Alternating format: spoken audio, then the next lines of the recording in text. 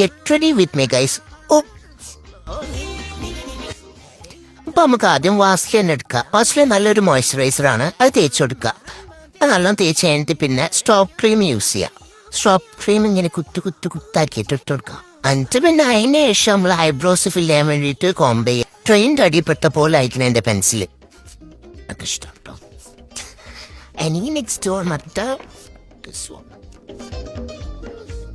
അയ്യോ ലൈറ്റ് ഇങ്ങോട്ട് വരും. അപ്പൊ ഞാൻ ഇങ്ങോട്ട് മാറും. എങ്ങനെയുണ്ട്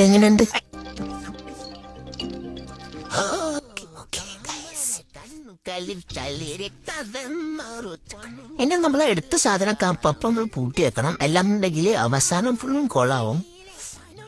ഇത് ഏതോ ഒരു ബ്ലഷാണ് ഗൈസ്, ഞാൻ നാട്ടിൽ നിന്നെങ്ങാനും വരുമ്പോൾ വാങ്ങിയതാണ്.